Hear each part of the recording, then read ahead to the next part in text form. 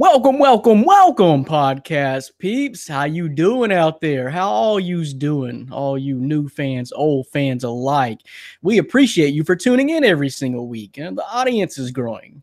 We really appreciate it. The audience has kind of dictated how we do this show because now you're adding foodie questions in there for us every single week. So we've adapted, and we'll keep on doing it. Whatever you want to do. It's My Fantasy Podcast from myfantasysportstalk.com, which really means it's your fantasy podcast. That's kind of the way it works. All right, Dan? I mean, we're kind of throwing it to the peeps, and the peeps tell us what to do. So it's really, when you say My Fantasy Podcast, it's everyone's fantasy podcast. It's yours, mine, everyone's. And people are fantasizing about soup. Apparently so. Yeah. Apparently so. More on that later. That's a little teaser. Teaser to start off the show. It is a teaser. And this was a very polite question. Like, hey, I didn't know you guys did this, but since you're doing it, may I throw this in? And so we'll answer it. But big podcast today. Big podcast. So much to talk about in the world of the NFL, of course, the playoffs going on, NBA going on, MLK Day. Hoops everywhere. Why was all the animosity on MLK Day, Dan? I mean, it's like every game had a fight on MLK Day when this should stand for peace. I didn't get it. Just heat everywhere. Maybe they were a little grumpy playing. Well, I guess it happened later at night, but I was going to say playing in the afternoon. But you lost me. I don't know. It's just disrespectful. Let's just didn't get their nap in. Good thing though, you pointed out the Spurs got the early tip, so they were fortunate enough to hit the buffet in the early bird special and catch Wheel of Fortune, as you said. Yeah. They played like they were 80 years old too, losing to the Hawks. I was pretty surprised at that one, and I put money on both of the podcast, my teammates' teams on MLK Day, and yours, Brandon, came through with the Grizzlies' victory. Of course they did. They finally put the game back on MLK Day. They moved it to Sunday last year and took a lot of heat over that. But we also got a break because we played the Lakers without Lonzo Ball, which the Lakers are 0-7 this year without Lonzo Ball. Didn't know if you know that little tidbit. That's what it's like to be a BBB. You know what that's like. So I opened that I open that box wide open for you. Help step right into it. But huge rundown today. We're going to bring Orlando Torres in just a second. And our other man in the Buffalo area, Ryan Thomas, wants to get in here and talk a little football and spread his Thomas Take UFC report. We'll do that a little bit later on the show. I am Brandon Reed, and that is Dan Chalk. We are your host. We're going to walk you and guide you through this whole thing. And today, this is what we got on the rundown. So we'll talk NFL playoffs, who won, who's moving on, who disappointed, who surprised, and talk about all that. Plus, something I thought about today is who would make the best replacement for John Gruden on Monday Night Football. That'll be interesting conversation. Then we'll talk MLK Day hoops, wrap that big Monday up of NBA action. We've got NBA mailbag questions. We've got NCAA hoops mailbag questions. We've got a ton of NFL mailbag questions, a little bit of draft to talk about. And of course, like I said, Thomas Take will come in here and talk about UFC, and we'll also talk about our favorite types of foods. This week, it's going to be soups on the podcast. Mulligatawny, Dan. Mulligatawny. No soup for you. There we go. Come back 1 year. Come back season 4 of My Fantasy Podcast, and we'll tell you more about that. But yeah, all that on today's show. Our man from San Ann is back. It's Orlando Torres. Man, I hope you're doing so much better than your Spurs are doing, because we talked about it last week. They're really not doing good. And it ain't getting better with the news that Kawhi's going to be out, I don't know, for a while. Yeah, he's going to be out for a while. There was talk of possibly him coming back after the All-Star break, but I just don't see it happening. You got to give him what I kind of mentioned earlier, sort of like the Andrew Luck treatment. Just, take this thing seriously and just focus on getting them back healthy, even if it's until next season. And that's the point we're at here, huh? But I mean, kind of like what I was telling you earlier is, I mean, honestly, I think everyone's playing, especially in the Western Conference, but everyone's playing for third anyway. I'm not even sure at this late stage, if you got everybody healthy, and Rudy Gay's not even healthy, that you're really going to run up and down the floor with the Rockets or the Warriors. I really don't think so, man. No. It's not what you want to hear, but No, but reality, yeah, no, you're right. At this, I think they're, the Spurs are still going to be able to compete, but if they're going to be able to knock down the Rockets or the Warriors, yeah, they're going to need their guy Kawhi in order to do that. But I completely agree with that. They're not going to get very far without Kawhi. I could see them getting past the first round, but if you're talking about a second or going to the finals, it's just hard to see. So let's talk about weather in San Antonio. What's your temperatures like? Me and Dan just briefly discussed Orlando today. It got up to a sweltering. I think it reached maybe 15 or 16, but it's been basically 9. The temperature started at 0 and went up 9 times. Wow. That's it. Yeah, no, yesterday, basically the whole state shut down, basically. It was maybe 18 degrees, which is probably nothing for Dan. But of course, you got people in a panic, people treating it like it's the end of the world because we're not used to it down here. You got all these roads closed, schools closed. I didn't go to school yesterday. My son didn't go to school. I didn't even go to work. So, yeah, it was pretty crazy. Today it warmed up. It's about 35 outside. It's been like that pretty much all day. Did you get inclement weather too then? Was there something actually on the roads? Falling, sleet, snow, sleet? Yeah, there was icy. It was ice. I know yesterday, man, I think from 6 a.m. till 1 or 2, there was literally over 140 crashes reported in the city. Pretty crazy, yeah. It's ridiculous. So, yeah, the people warned not to drive and whatever. 140 crashes. It's crazy. That's when the police invoke that rule where unless it's life-threatening injuries, just move your cars off the street and we'll deal with it tomorrow. I forgot what they call that policy, but that's what they go by. Unless there's any kind of life-threatening injuries, get the cars out of the road and we'll deal with it tomorrow because we can't possibly respond to that. And you got to think about they're dealing with the inclement weather too. So, yeah, Dan's not impressed though. But Orlando, you see how I'm dressed? Man, this is the first time ever I've done the podcast in something more than just a T-shirt, and I don't like it. I don't like it. And usually I'm okay with winter, but I'm really not this time. It's been too cold. So yeah, I was expecting the Bill Belichick hoodie from you this time around when it's cold. I was that close, man. I was that close to pulling out something more. It's okay right now, but it's not something I'd like to continually deal with. That for sure. That's for sure. So, but Dan has no pity over there. But like I was saying, see, like you said, Orlando, y'all basically the state shut down yesterday. Buffalo, New York area, and any northern, mid-eastern, all through that stretch that's used to weather like this, they're more prepared to deal with it. As far as the salt trucks, they're prepared. I think it's in the city budget every single year to deal with this, whereas in the South, it's not. You just don't have the money in the budget to afford a bunch of weather trucks and salt trucks to salt and sand the streets, Yeah, it's actually funny because I got family up in Grand Rapids. So whenever I go visit in the winter, I see my aunt and my uncle. They got a snow. What do you call it, Dan? Like a snow blower, like same thing you kind of use for the leaves. I was like, what the hell is this? What? I thought it was for leaves. They're like, it's for the snow. I was like, I've never seen it. Yeah. If you don't have a snowblower up here, and I actually, when I bought my house about 6 years ago, and I didn't get a snowblower until about 2 years. So I dealt 4 years of shoveling, and in Buffalo, it's a sin if you do that. And 1 year where I did not have a snowblower, we got 8 foot of snow in my house. So I dealt with that, and that was rough. So yes, it's a snowblower, and it does wonders. It blows snow. It blows, not leaves. That's what I thought. I was like, what the hell is this? Yeah, Dan actually talked about that on a podcast, I think probably last winter. I don't know. You upgraded snow blowers or you spent a day doing that or something. I do recall that, talking about that on the podcast.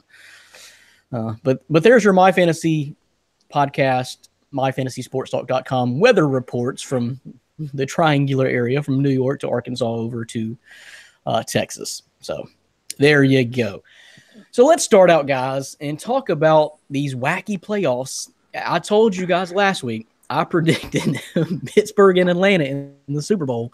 That ain't happening. So I got to come up with some kind of new crap this week. I don't know what that's going to be, but Dan, how was your record this week? I was 2-2 this week, so my undefeated streak came to an end. Obviously, I was with you on Atlanta, and then I was the lone picker of the Saints. So Marcus Williams screwed me. I won't go out calling names, but yeah, I was 2-2. Orlando had the best week of all of us. I think 3-1 was his record. So, and then there's Brandon. So I'll leave it at that. I am the NFL Pick'em Challenge winner, the king right here. So nothing new over here when it comes to picking in games. That's right. What did you expect, Dan? I've given up. But we're going to talk about that. We've submitted our picks, or at least submitted them to Dan. It hasn't been published yet for the championship games, conference championship games. So we'll talk about that.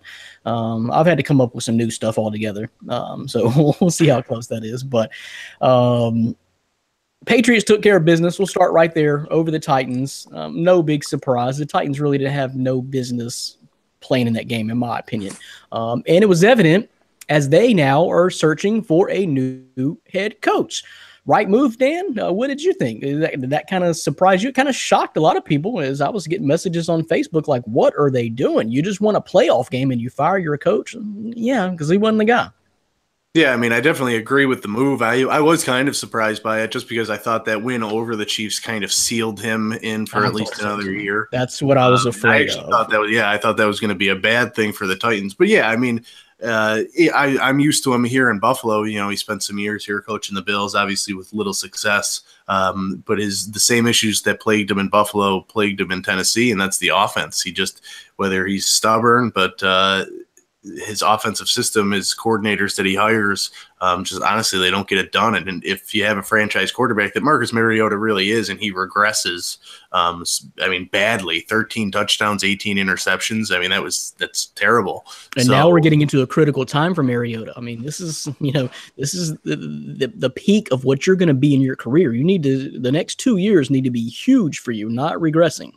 Yeah, and you can see the flashes. I mean, that playoff game over the Chiefs, Mariota definitely helped him with that. Derrick Henry was another factor, but, I mean, you can see that Mariota has that capability. You just have to put him in a system where he's successful, and I don't think Tennessee did that very well. So that's why, as you alluded to it when we've been talking, Brandon, is they're probably going to look for an offensive guy, although they've been contacting defensive assistants from what I've seen, but I think they need to get an offensive guy in there to kind of shape that offense around Marcus Mariota. Yeah, but I guess Josh McDaniels was more enticed by the Indianapolis situation straight from the get-go. So I'm not sure that was ever a possibility. I like that, although I kind of think Josh McDaniels may make a better OC in the long run. Not sure he's the head guy.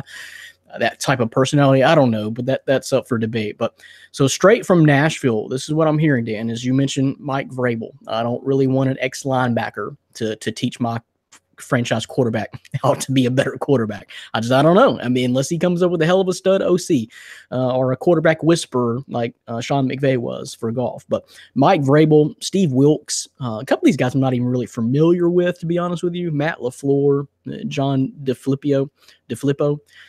Steve Wilkes. I thought wasn't that the bouncer dude on the Jerry Springer show? The guy the Wilkos, Steve Wilkos. Oh, okay. So I don't know. I kind of like that dude, a TV star. So bring him in. Yeah, clean it up like he did the Jerry Springer show. But yeah, I don't know. But something, I'm not really crazy about any of those names. Dan would probably know more about the coaching trees for those guys and if they would fit Tennessee and what they need to do. I really think Dick LeBeau did his job on defense this year. They played in the mud, but they weren't giving up a lot of scores and a lot of touchdowns. He definitely flipped that switch on them. But that offense was just horrid to watch. Like you said, Mariota regressed.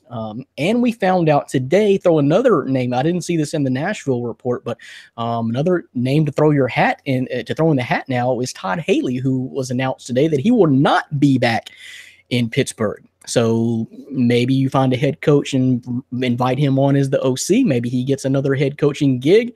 I don't know. Wasn't he in Kansas City before Andy Reid? Is that where he was? Yep. Yeah. So, I mean, what do you think about that, Dan? Or of the names I just read to you coming out of Nashville, of the top candidates? Yeah, I mean, nothing really impresses me too much, to be honest with you. And Todd Haley, I mean, he bombed as a head coach. I mean, he's kind of in that role that you might see McDaniels as more of a better OC than a head coach. I don't know really who's out there and available that's willing to go to Tennessee. They're sure kind of getting behind the 8 ball because these other teams are making moves like your Bears, the Giants, Indianapolis. So what are they waiting on? Yeah, I mean, I think it's kind of because Mularkey kind of came out of nowhere. I mean, they said in his press conference it was part of the reason why he was let go, which I was kind of surprised John Robinson came out to say something like that, because that seems kind of, I don't know, childish in a way. So that was a little odd, but I mean, they're probably formulating their list. I mean, it's looking like a skew of defensive guys. So it'll be interesting to see what they come up with, but I'm kind of at a loss of where exactly their direction is going, and that's surprising because we've praised John Robinson for the last 2 years on this podcast on how good of a job that he's done. So, well, I think what I do like about the John Robinson thing is I think that he had the foresight and the vision to know that Mularkey was not the guy. We need to do something here. But I went to bed Sunday night with the notice of them working on an extension. And then early Monday morning, no, we've changed our minds. Something happened there.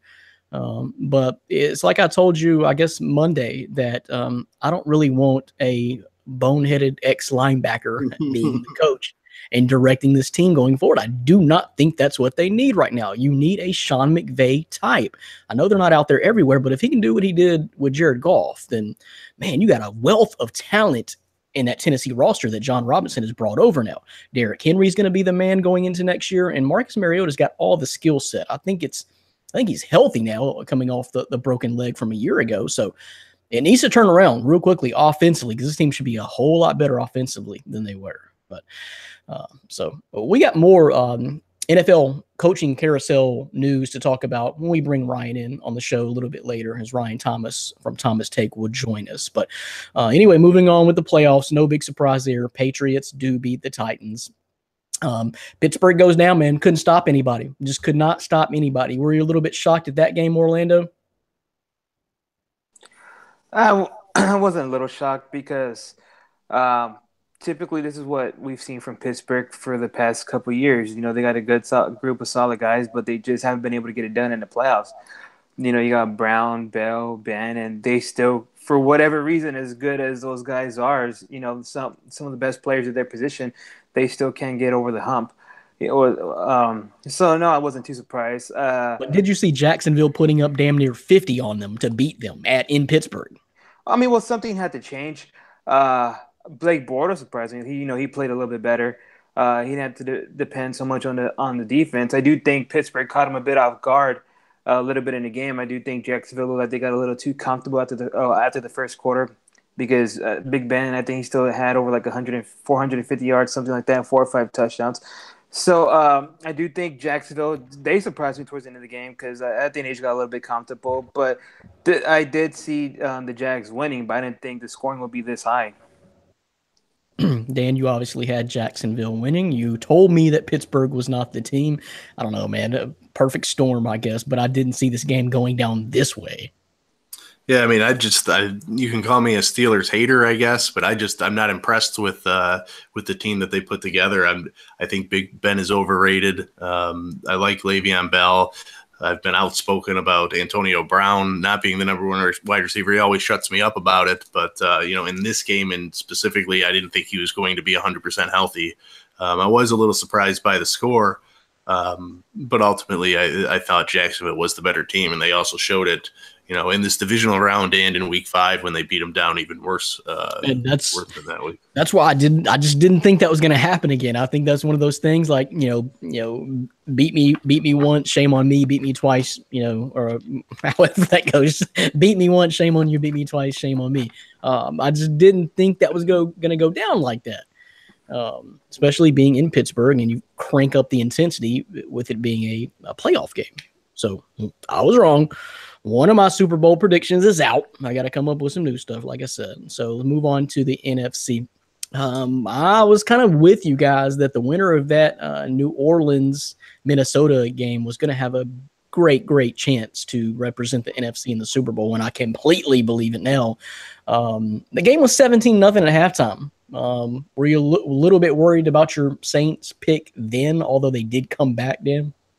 Yeah, I mean, I did. At halftime, I kind of shut it off for a little bit and didn't rejoin it until the fourth quarter, basically. So I didn't think very highly of the Saints watching that first half. I know in the first quarter, Drew Brees had 3 or 4 yards passing total. So it was bad, especially if you did what I did and put some money on the Saints. Luckily, I took the points, and I actually bought extra points, so I ended up covering. But after the first half, I was not a believer in anything that they were doing offensively, and defensively, they weren't doing much either, although they pulled together a little bit in the second quarter. Yep. And Orlando's MVP pick came through. Case Keenum with a huge, miraculous throw down the sideline, which we'll talk about a little bit later. But you probably like that result, Orlando. Yeah, no, my guy, he just keeps backing me up. If I was a little bit shocked or caught off guard by anything in this game, I knew it was going to be a defensive battle early on, but it was a running game in New Orleans. The Saints usually are a different team on the road. Same thing with Brees. He's a different quarterback on the road than he is at home. And I thought Kamara and Ingram will get a little bit more involved in what they actually combine for. I know Kamara still had a touchdown to take the lead late in the fourth before the 3 minutes happened with all that craziness. But I expected a little bit more, more carries from both of those guys. When you face Minnesota, your game plan changes a little bit, maybe midstream. That defense is solid. So the other game, and we got a Philly fan checking in, letting us know about it, that we all disrespected Philadelphia. I'm not sure any of us picked Philadelphia. Did you pick Philadelphia, Orlando? Nope. Hell no, I didn't. See, we were completely disrespecting and dismissing Philadelphia's chances against Atlanta. I mean, it makes sense. They were the number 1 seed, and Atlanta was just not quite the same team from last year all season long. But I thought once they got into the playoffs, they could really take advantage. But Philadelphia beat them, and the Philadelphia fans are letting us know about it for sure. So I don't know. I was a little bit surprised by that. I had Atlanta beating Philadelphia, honestly. So what was your thoughts on that game, Dan? Yeah, I was definitely surprised by it. I thought, Philly putting up 15 points, yeah, I can see that happening. It was more Atlanta scoring only 10. I know the Eagles now they're relying more on their defense than ever before. I just didn't see them stopping Matt Ryan and company, and they did. Devontae Freeman, he had a touchdown, but I think he only had 7 yards rushing in the entire game. So if you can't get the run and you're able to limit the other receivers outside of Julio Jones, you only put up 10 points on the board and you lose the game. So I was definitely surprised by it. It's shocking. Like the way I look at this conference championship game coming up is, by the point spread, it's 3.5. The Vikings are favorites. But it's just something about this game that makes me feel like the Eagles could shock the world and make it to the Super Bowl, which I hate either way because I'm still not sold on Case Keenum and obviously not on Nick Foles. And it's mind blowing that one of those two quarterbacks is going to be getting to the Super Bowl. And it's just weird to me. And that probably puts an exclamation point on this NFL season, which has just been odd to begin with. It's thrown me way the hell off. I'm not going to lie about it. You can look back at my picks and tell that. But we got a question about the Super Bowl matchup from a Philly fan coming up a little bit later. So we'll wait and talk a little bit more about the actual matchup that we see coming up in just a little bit. So fun time, guys. I threw this in there, probably threw you for a curveball today, late in the afternoon. But I want to talk about, because I don't think we've never discussed it on the podcast since it was announced. So we didn't get a chance to last week. And I'm not sure that it's been talked about enough because this is a pretty big deal.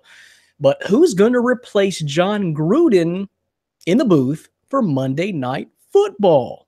it's big. I think he's been a pretty good personality and done fairly well in the booth. A long laundry list of names that have been in there. They had the experiment with what's the guy from not Wilbon, but the other guy, Tony Kornheiser. I loved me some Kornheiser.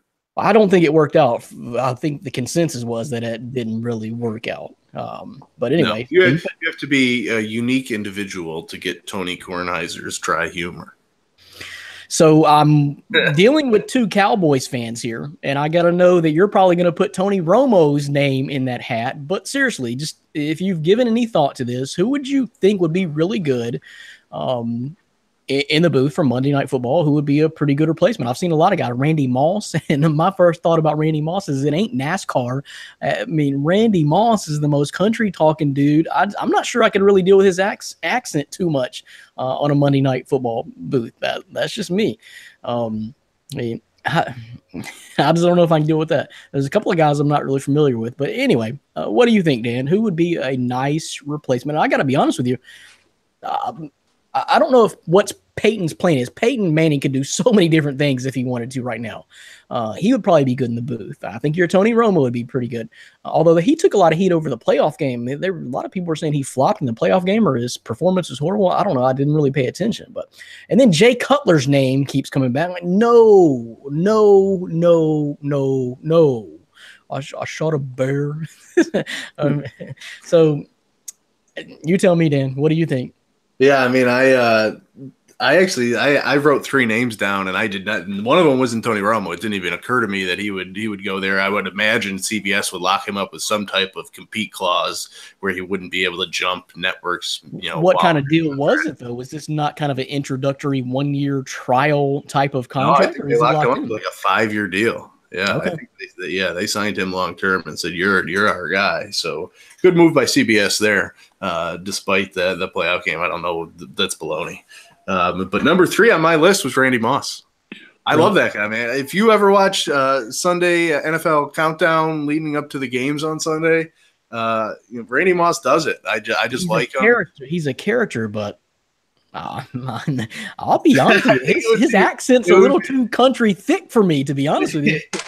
You be from Arkansas and you're saying that, but okay. No, I'm not from Arkansas. I'm from Memphis. I don't necessarily fit in all around me here. But I'm just saying that, dude, how do you grow up? Where did you grow up? Was it in Virginia? West Virginia, yeah. West Virginia. And go to Marshall and come out talking like that. I don't know. I don't know. I like his personality. I do like Randy Moss. Like I said, I think his thick accent would fit in a lot better with NASCAR instead of Monday Night Football. But continue. And the other two names that are on the list are Louis Riddick. I just like him. I think he's smart. He's able to articulate the game. He's always up for general manager openings. So who knows if that's something that he'll want to do, but I think he would be very well spoken in the booth. And the other one is Steve Young. I just like the way he explains the game, and he has a weekly segment on PTI on ESPN that I just love. They give him 5 minutes. And he just talks to the game of football, basically. And I think he does it very well. He would be good. And I'm not sure that I saw his name in the hat just from the several articles of candidates that I saw. But I do think he works for the NFL Network right now, doesn't he? No, I think he might be. I think he's with ESPN. Yeah, he's with ESPN. Okay. Yeah. Well, what about you, Orlando? Whose names are in that hat, or who would you like to see? Well, I wrote on 2 names. One of the guys I think I would like to see who I think the players respected, and he's a very intelligent guy in breaking down the games. He was Bruce Arians. He says he's done with football. He's retired. I mean, why not be cozy in that booth and call the game if he's done with coaching? I think that'll be a great guy to listen to break down the game. And another guy is more, I guess, something I would like to see personally. This is probably far-fetched, but Pat McAfee, former punter. I think he's a great follow on social media. He's pretty funny, but he's also pretty intelligent too when it comes to calling the game. You wouldn't need a sense to understand dry humor because he's a very funny guy. But that's more for me. But I think Bruce Arians would be a great fit. All right. I like a lot of those names. We'll see. I'm thinking way outside the box. You think yours is a little bit far-fetched, Orlando? I'm thinking way outside the box, but this dude would be perfect. It would transcend Monday Night Football into a different realm of entertainment. Any guesses? Kramer. There you go. That's along those lines, but no. Frank Caliendo, because you would have everybody in the booth for Monday Night Football. If you wanted John Madden, you get John Madden. If you wanted John Gruden, you get John Gruden. If you wanted Charles Barkley's there. He does everybody. That dude would be so entertaining in the Monday Night Football booth or in anything. I could just listen to him for hours talk about anything. I don't care what the show is. So I say, give it a shot, man. I'm of course your X's and O's are not there, but honestly, to me, I'm not listening to. I mean, you've heard Chris Collinsworth do color commentary. I don't really care about former players doing color commentary. I'm not listening to your X's and O's. I love Hubie Brown to death over what he did for the Grizzlies. I had season tickets that year. He won Coach of the Year. And I love him to death, but I hate listening to him do color commentary because he's like a 1958 military math instructor. Yes, he's smart and breaking the game down, but I don't care about that. I'm not even listening to your X's and O's. I'm watching the game. And Frank Caliendo would bring so much to that Monday Night Football booth. Like I said, it'd be a special guest in the booth every single Monday night, every single week, every other play if you really wanted it to. I think that'd be hilarious. And I'd give him a shot, though. Maybe bring a three-man booth. Get your former player, Steve Young and Frank Caliendo. There you go. I like that a lot. So we'll see what happens, but we'll keep up with that. So let's move on. We'll talk some hoops coming up next. I know Orlando was watching MLK Day hoops. It was fights everywhere. What's going on MLK Day, a day that's supposed to stand for peace and progression, but the NBA didn't get the memo. We'll talk about that next. You are listening to and watching My Fantasy Podcast from MyFantasySportsTalk.com. Thank you. It's episode 2, season 3. We're in 2018, believe it or not. Our lives are flashing before our eyes. It's going quick, but here we are, season 3. Hope you enjoyed the tweaks that we're doing to the podcast, the tweaks that are coming up to the website. If you have any suggestions or anything you would like to see, then please let us know. Contact myself or Dan, or contact the website. Contact us on social media. Our Twitter handles are under our supers there, under our names that flash up on the screen. So pause it, take a good look at our face, and write down those Twitter handles and send us your feedback. We'd appreciate it. So NBA, MLK Day hoops. Memphis always takes part of that. Love seeing Memphis play MLK Day games. It's especially good there with the National Civil Rights Museum and everyone who always tours that every single year. The Lakers were in town this year. That game went off, I guess, without incident, other than Lonzo Ball didn't play, and the Lakers are 0-7 without Lonzo Ball this year. And Grizzlies won that pretty handily. It was the kind of the nightcap where all the fireworks happened as Chris Paul made his return to LA and the Clippers and brought Trevor Ariza with him and James Harden. But crazy story going on there about what happened after the game. So, but Orlando, what did you think about MLK Day hoop? Started off early with your Spurs tipping off. And then ended with that finale. Yeah, you probably don't want to talk about that game too much, do you? Yeah, well, whatever. I didn't expect it, especially to the Hawks. Whatever. I mean, but overall, it was a great day of basketball. Usually every year, they start early. It's always been a tradition for the NBA, and this year, kind of like what you said too, there was kind of ejections going around. No, Simmons was ejected. Westbrook against the Kings, he was ejected, back-to-back technicals. You had Carmelo barking. Then the late games with players getting into each other. Overall, the basketball was there, and it was pretty exciting and entertaining as well. Dan, your impressions, and you probably did not stay up for that finale of that Houston at LA game, because I didn't even stay up for the second half because it started too late. So I know you didn't, but your reaction to the game and the aftermath of the game. Yeah, I mean, I haven't even followed it completely because I don't even understand it completely what went wrong. I saw all these different reports. So it's kind of an ugly situation for the NBA. I mean, something that they got to control. I just saw that the punishments just got handed down. And it's Ariza and Griffin, I think, got 2 games. Ariza and Gerald Green got 2 games, and nobody else so far has been suspended. They said no punishments for Blake Griffin, Harden, or Chris Paul. So, well, I heard that I think Harden and even Chris Paul were trying to be the mediators. Yeah. Trevor Ariza is the one who wanted more, and Chris Paul knew a back way into the locker room. See, that I believe. Yeah, that I believe. That's such a punk move by Chris Paul that I would totally believe. Hey guys, I know the back way through the laundry chute. No, that I believe. But yeah, so I mean that was definitely interesting. But I mean, I watched the earlier games, the afternoon, early Eastern games. I was all over. I watched the Hornets actually beat the Pistons, which I was kind of surprised by. And then I just watched Orlando Spurs completely melt down and not be able to stop the Atlanta Hawks. Dwayne Dedmon just dominated everything, and he was a former Spur, so that one had to hurt even more. Yeah, sort of one of those revenge games. It did hurt. I couldn't believe what I was watching. After that, I started letting the Shiners flow like water. I couldn't believe what I was watching. The Shiner Bach? Yes, sir. I mean, the ugliness even continued last night, guys, with Aaron Aflalo getting involved in, I forgot who it was, the other guy.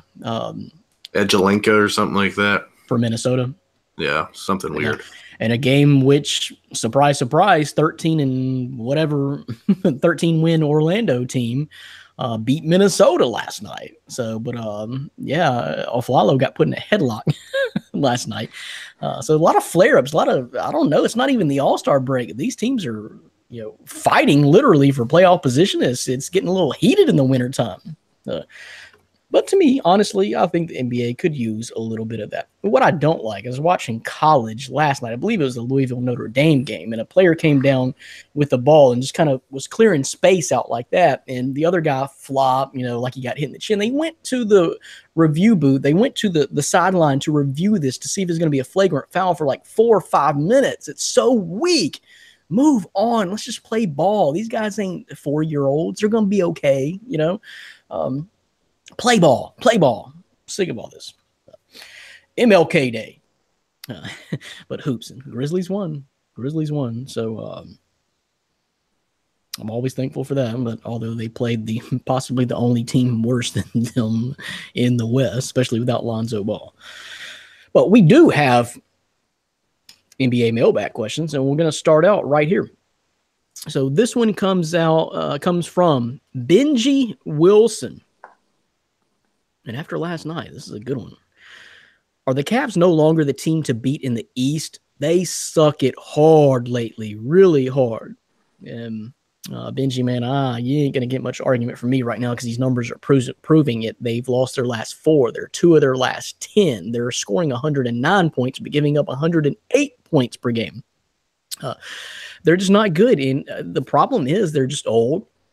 They got way too many role players. There's no one LeBron can count on anymore. I mean, Kevin Love is up and down, but no one else you can count on. Tristan Thompson's not a low post enforcer. J.R. Smith is wild, man. I'm sitting. J.R. Smith is playing too many minutes, in my opinion. He throws up wild shots, and he's just not the J.R. Smith that we used to know. And Isaiah Thomas, man, he is a scorer. He can fill it up, but he is way undersized. So you got a backcourt of J.R. Smith and Isaiah Thomas that LeBron is having to lean on. That's not going to make it very far in the playoffs. And they're old. They lack defensive efficiency. And I'm a little concerned for them. Possibly Boston could knock them off in the East, but if they're going to represent the East this year, then it's going to be a cakewalk for the West, in my opinion, unless they do something pretty drastic before trade deadline. Marc Gasol's name has been mentioned, and after the bad loss the other night, they really are trying to force management to make a trade and do something, as they really didn't do last year, make a big, strong, aggressive move before the trade deadline and possibly give up one of those number 1 picks. Like they got Brooklyn's number 1 pick, I think. So Marc Gasol, but also on that radar, Anthony Davis, possibly DeMarcus Cousins, one of those big men from New Orleans, or DeAndre Jordan. So they need to do something. I just don't know exactly what it is, but this team is just not good, despite the pretty good record. I guess still third in the East. But when I look at their team, Dan, I think it's thin and not very talented. And like I said, a bunch of role players and no one that LeBron can count on. Aging Dwayne Wade, it's just not there. Yeah. I mean, I completely agree with you. And I mean, to answer the question flat out, I would say right now, the way this roster is constructed, no, I don't expect them to get out of the East. Where going into the season, I thought the opposite of that. But the way Boston is playing, and rumors that they're going to attempt to make a big deal as well. Toronto is solid. Yeah. But I'm all about Boston. That's the train that I would ride. And just to add on to that, Cleveland, everything that you said, I completely agree with. And then add on the whole Derrick Rose drama. I mean, when he was brought in, I mean, he was going to be somewhat of that replacement for Kyrie, at least until Isaiah Thomas came back fully healthy, which I don't even think he is yet. And how many times have we heard Derrick Rose took a hiatus and found his passion for the game again? I mean, we've heard that 3 or 4 times. I mean, I'm done hearing that. I'm not sure the dude is very stable. Ricky Williams of the NBA is the way I view Derrick Rose right now. Just kind of going off on his own and doing his own thing. And yeah, I think I'd want to play basketball today. And it's not even injuries regard. I mean, even if the dude, we're talking about mental stuff, just state of mind, maybe it's something dealing with the injuries, or maybe that's what started it all, but we're not even talking about health right now. We're talking about just lapses, just not passionate about the game, just walking away. You never know when he's going to walk away. Yeah, I mean, constant mental health days or something. But he's supposed to return, I guess, either tonight or tomorrow. So it'll be interesting to see what happens when he does come back. But it's not like he's going to really solve any of their needs that they have, because it's kind of a plethora. And I don't know if you guys saw the report today, but some of the Cavaliers teammates said that LeBron is stat chasing, waiting for the pass to only set up an assist, not passing early in the clock and stuff like that. So I wouldn't view LeBron as kind of a stat patter, but supposedly his teammates are going behind his back and saying that. He can't trust any of them. I mean, seriously, I've watched several Cavs games this year. He cannot trust those dudes. I wouldn't be passing much at all, to be honest with you. Orlando? Yeah, then the other report with Isaiah, I don't know if y'all saw the report that came out earlier, Isaiah Thomas saying that reps in the game is the only way he's going to get better and healthier because the Cavs don't practice.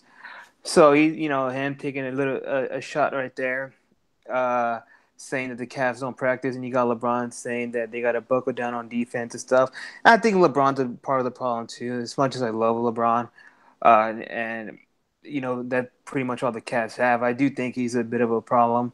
Whatever happened with Kyrie, whether he ran him out or something's going on where he doesn't have the support. Those guys are not going to help LeBron, win another title with that group. But I do think something's going on too, where LeBron has to sit down and think and tell himself, like, "Hey, I'm part of this problem too." When you got guys going behind his back. Not that long ago, everybody wanted to go play with LeBron, whether it was with Miami or now with the Cleveland Cavaliers.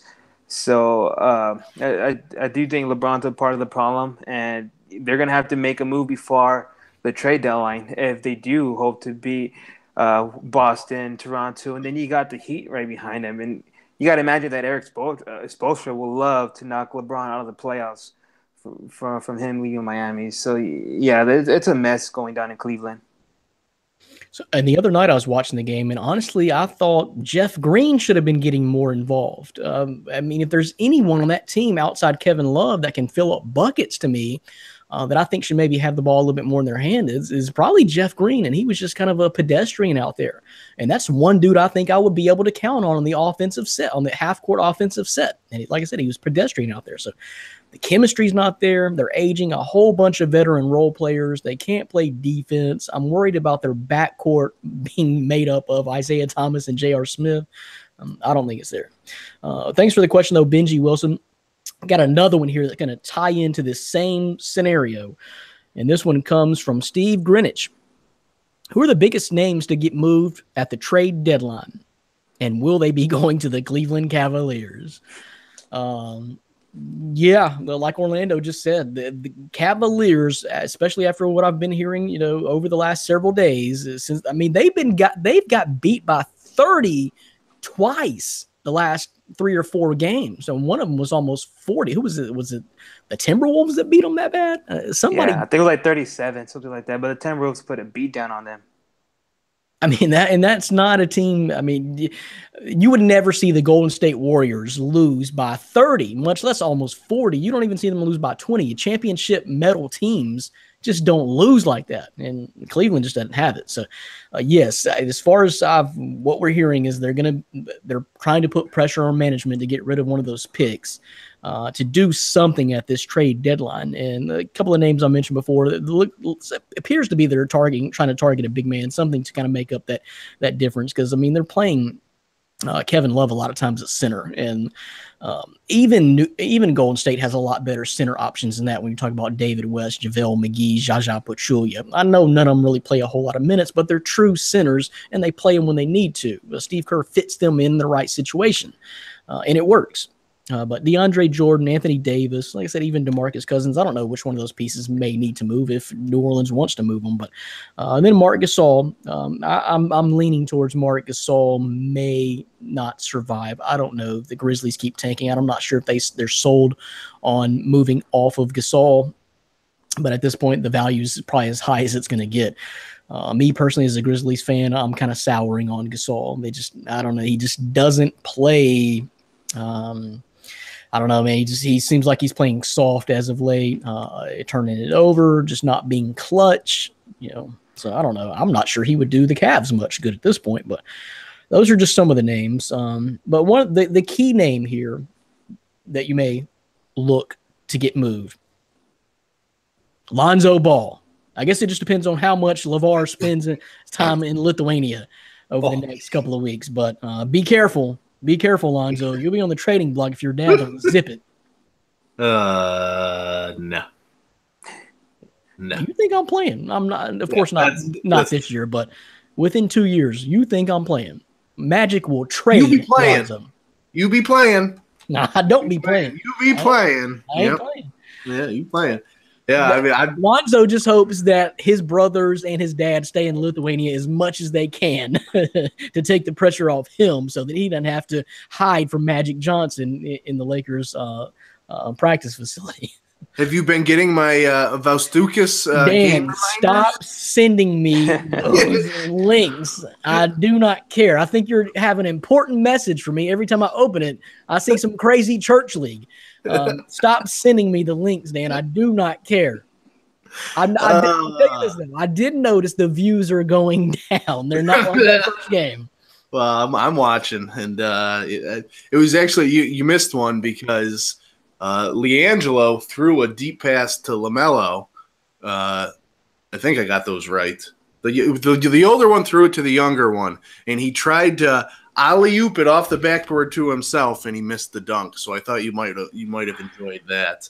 But it's LaMelo doesn't have the greatest hops. I understand he's only maybe 17 now, but he's not a very great dunker. I see a lot of 16-year-olds flushing it a lot harder and better than he can. So I'm telling you, the NBA talent is none of the family. Lonzo is the only one. Anyways, back to trade deadline. Well, we got our BBB talking. Hashtag it.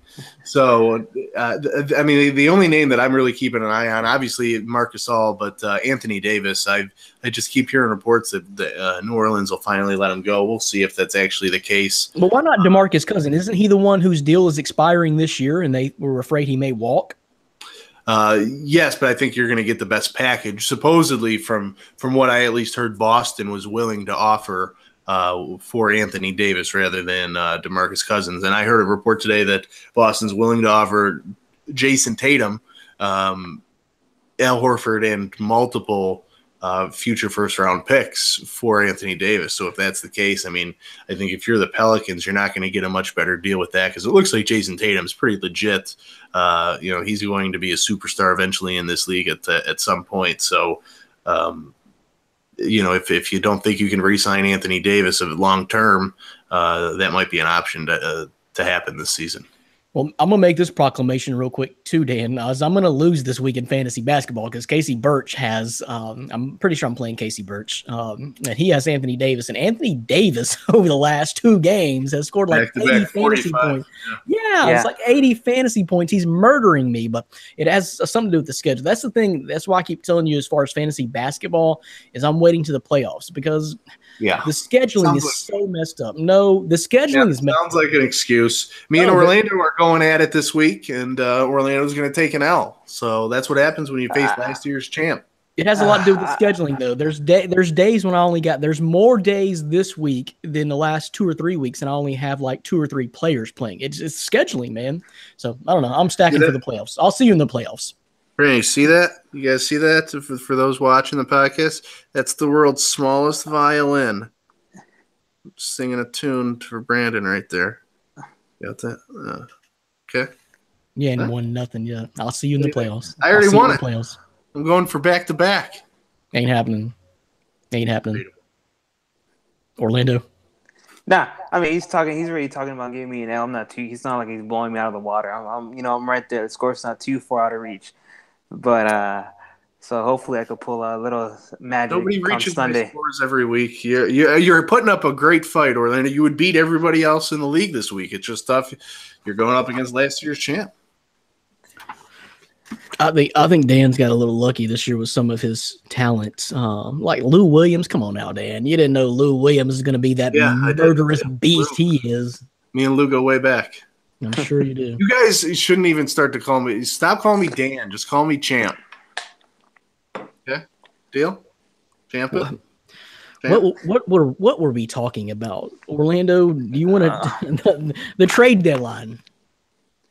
Yeah, but it was the trade deadline is what we're talking about. Anthony Davis, all that stuff. Hey, speaking of Anthony Davis, I don't know how realistic that is of him going to Boston. I did watch the game last night with him and the Celtics, and there was a lot of chance for Anthony Davis, and he did put on a show. I don't know if you caught that game. It was like 45 points, but that was a hell of a game. But are there any names I'm thinking of come trade deadline?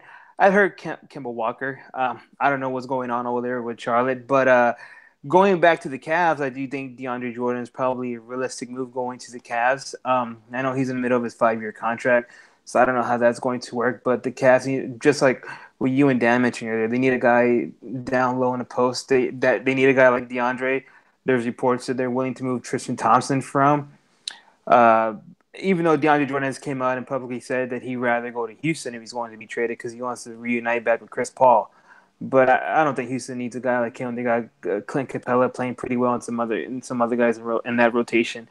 So I don't know. The Clippers are going to stay faithful to DeAndre, but him to Cleveland does seem pretty realistic. Yep, we'll see. But we got a little bit of time. As we're not even really. We get several weeks before even the All-Star break, but. We'll see what happens. Pretty interested to see what happens to those Grizzlies because, like I said, at this point, I could go either way on Marc Gasol, and I'm not even sure the franchise even knows exactly if they figured it out yet. But let's move on and talk a little college hoops. This question comes from Connor Beeks. Are there any favorites in college basketball this season? There seems to be more parity this year than any previous year. And Connor, yes, I 100% agree. I can usually figure out around this time, or at least by February-ish, who I think is really going to be in it. I nailed it last year with North Carolina. North Carolina was the best team all year long, and I knew Gonzaga was special. But this year I really don't know. But I'll tell you what, the few teams I have listed here is I like Arizona a lot because I've always liked Alonzo Trier and what he does. But they got that super freshman, that 7'1" dude, DeAndre Ayton, who is averaging right now 20 and 11. So I like that as a team that could really do damage in the tournament with a superstar guard like that and a big 7'1" dude and a great coach too. So Michigan State, they're going to be there. They will be in my Final Four. I really don't care what happens from here on out in the regular season. I'm going to have Michigan on that Final Four line. Bridges is doing everything. They got the Jaren Jackson kid averaging 11, 6, and 3 blocks per game right now. And then the other teams, Duke with Bagley, and Grayson Allen, and another name. And I guess this is how I know I feel like I'm getting old, Dan, because I remember Gary Trent, the original for Michigan State. Now his son is playing for Duke as well. So they're loaded. Villanova, they're the number one team in the country. And Purdue with the big 7-footers, Haas and Harms. So that's just kind of names I'm looking out for right now. Still a little bit early for me, but I really do believe my Final Four will be consisting of 4 of those teams that I just mentioned. Dan? Yeah, I'm not. I do like Arizona. I watch a lot of Pac-12 basketball. Obviously, being a Buffs fan, but also being a Buffs fan and watching my Colorado they beat team, Arizona, didn't they? Beat Arizona. I mean, and trust me, this Colorado team is not very good. So the way they were able to, I mean, they dominated Arizona. Arizona lost 3 games in a row early in the season. So they've had a stretch where they lost 3 straight, and then they bounced back until that, more recent loss to Colorado. I mean, they definitely have the talent, and Sean Miller's a great coach. So I'm sure they'll put it together for tournament time. But they haven't impressed me too much this regular season. I had a couple names on my list are similar to yours, Villanova. I really do like Purdue more than just the 7-footers, but if you watch them, the Edwards, they got 2 Edwards, Vince and Carson, who are just dominant scorers, and they really help kind of feed off each other with those big men that they have. So I do think Purdue they're going to definitely be in my Final Four. I had Duke there. One team that I really love just watching and who I think is going to be a sleeper team, and that's Texas Tech. Out of the Big 12, they might not only win the conference and finally end Kansas's reign, but what I like about them most is they have 5 seniors that start. So anytime you're starting 5 seniors in college basketball come in NCAA tournament time, I love that about them. You've seen that. I think it was Middle Tennessee State that made the run either last year or year before last. It did it by senior leadership. That happens all the time. South Carolina, that's how they did it last year. Yeah. So I like them a lot as a big sleeper team. And 2 other teams that just impressed me come out of the Big 12, which is surprising because we've given so much love to the SEC, on this podcast. And I don't think we've named an SEC team really yet. But I think they've come back down to earth a little bit. I think there's a lot of good teams. Up, though. Now, a lot of good teams. But I mean, Auburn only has 1 loss, which is surprising. But I have West Virginia, who just lost to Kansas. I watched that game last night. They gave up a big lead in the second half. But the way they play defense, you never know. I mean, they can shut you down 1 game, and you can only score 39 points. And then the other one is Oklahoma. Trae Young, he's special. If I were an NBA GM, he'd be my number 1 pick. I know you have guys like Ayton and Bagley, but Trae, he gets compared to Steph Curry, and I hate Steph Curry, but he shoots like him. He can shoot from anywhere on the court, and I think he's a better passer than Steph Curry, the way he dishes out those assists. So anytime he has the ability to go off. Now, in yesterday's game, Oklahoma lost to TCU, and he had a Big 12 record, 12 turnovers. So he's still a freshman, so he's still working some things out. But if he's hot come tournament time, watch out for Oklahoma. And a couple of the blue bloods that I'd say don't have going very far this year is I'm not sold on Kansas this year at all. Kansas is just pretty thin to me, to be honest with you. And Kentucky, this may be the worst Kentucky team they've had in a long time. When I say worse, I don't mean bad. They're not going to the NIT. They're going to be in the tournament, but they're not going to the Final Four either. So I think both those teams are teams that potentially could get upset, maybe in that first game, the first round, depending on what line they're on and who they play, but second round for sure. So it's going to be exciting, man. I love tournament time. We'll be going over our tournament brackets coming up here real soon. Even more soon, we're going to bring in Ryan Thomas of Thomas Take, and we'll talk to him with some NFL mailbag questions, and he's got some kind of UFC news he wants to talk about. He's so excited about it yesterday. I'm like, that's fine, Ryan. Just do what you want to do. We'll listen. It's like, you don't have to break it down. Just do what you want to do. Oh, first he's got to have good connection to come on the show. Well, I'm asking Dan, is it still going to happen? It is Ryan Thomas, so he sometimes takes his time. He has Thomas take technical difficulties. But the invite has been sent. The invite has been sent. The message before that is, hey, bro, eating dinner. Let me know. So. Okay. Is it both cereal again? It might be. Might be soup. Might be soup. Soup. We'll see. Some soup right Possibly Ryan Thomas coming up next. For sure, NFL talk coming up next. You're listening to and watching My Fantasy Podcast from MyFantasySportsTalk.com. Thank you so much for joining us. It's a brand new year. Hey, Dan, huge numbers on the podcast last week, the first one of 2018. Yeah, I think a lot of people tuned in. They wanted to find out who the fantasy football champion was. And obviously. We know. Could have been the Pick'ems champion. I mean, you're tooting your own horn. Tooting your own horn a little bit there, but the Pick'ems champion can make the people money. That is true. That is true. Props to Orlando. That clap. Yeah.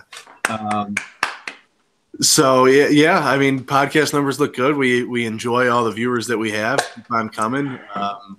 And season 3. I mean, I think we've kind of built that audience over time, and now My Fantasy Podcast is just getting out there even more. So we're excited about it. No doubt. NFL time. It's Case Keenum time. This is for Orlando. I'm gonna mute Dan's mic altogether here, but Case effing Keenum. Dan and Brandon show no love to the man, the myth, the legend, and now he will be in the Super Bowl. 5% of quarterbacks can make the throws he can make. Did you see that unbelievable pass he made to Diggs? I still can't believe that throw. Case effing Keenum. This is from Skull Nation. Eric Feeney. And I finally looked up what Skull was, Dan, because I think a while back I thought they were talking about the tobacco. I'm like, we got a bunch of tobacco things here? I mean, is chewing tobacco making a comeback here? Skull, but it actually it's part of the fight song of the Vikings, and then even going back to like Norse mythology, some kind of mythological character too. So I had to look that up after this week because we keep getting it. But there you go. Case effing Keenum, Orlando. Yeah, no, how about it? I mean, speaking of that throw, on that drive, I got the chills. How, I don't know if y'all watch NFL Network very much. I like to watch like the replays and hear the guys, the stuff they say on the field, and they have this great moment of Case Keenum right before that drive where he's just like clapping his hands, and you just hear the whole crowd going skull, skull. But I've been saying, just like I've been saying, Case Keenum, y'all laugh at me. He's not gonna get the MVP, but he should at least get consideration. And week in and week out, I mean, my guy's proving me right. Yeah, I mean, as far as the final throw, I mean, it wasn't great. I mean, it wasn't an unbelievable throw. I'm all on Orlando's side here about Case Keenum. The Vikings have no problem at quarterback. No, even if that throw wasn't great, you look at how much time was on the clock? Like a second. It was a smart play. It was a smart play. How many other quarterbacks? I mean, besides a guy like Brady or Breeze, are going to make a throw like that under pressure, honestly. It was gutsy where he knew Diggs could handle it, but they were really going for field goal position. But once Diggs turned the corner, there's nobody there. Yeah, so let's take it to the house. Yep. There was rumors that it was a ghost of Prince there who had that block of Marcus Williams, which no one saw, and set up to that great play. That great throw by Case Keenum. Let me put Dan in a tough situation real quick. Yep. Would the Rams be as good this year and done as much as they did if Case Keenum was quarterback all year instead of Jared Goff? No. Although you never know, because maybe Sean McVay, but no, I don't think so. I'm not sold on Case Keenum. This Skull Nation dude, if you watch that throw, I could have made that throw.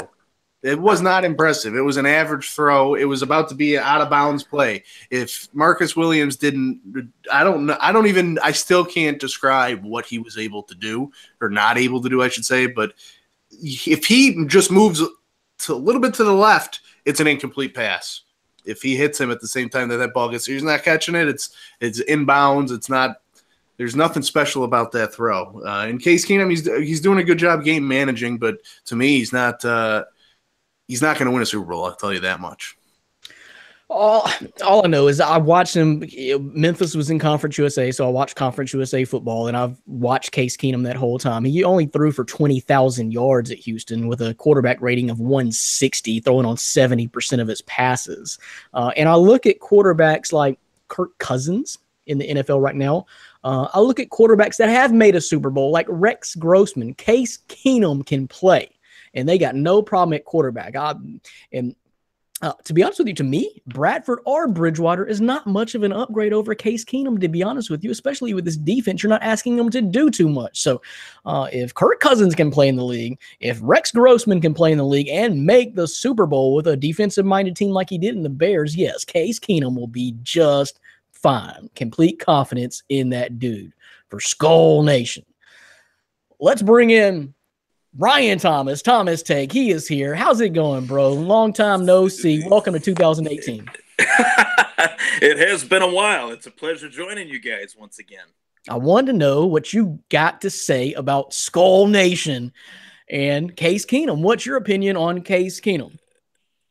I mean, he's obviously the story of the playoffs, I'd say. I only caught like the last bit of that segment, but the throw was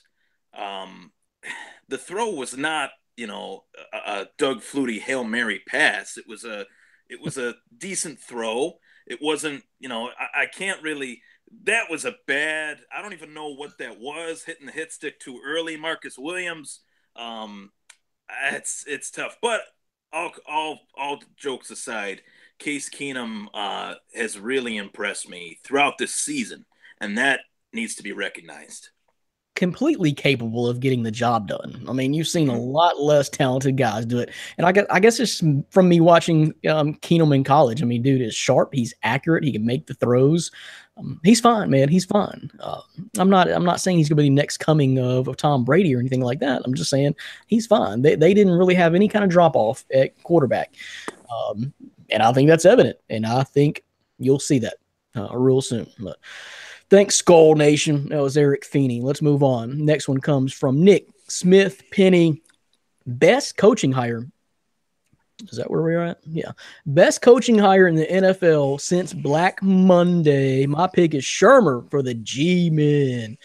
Ryan, new guy. What up, dude?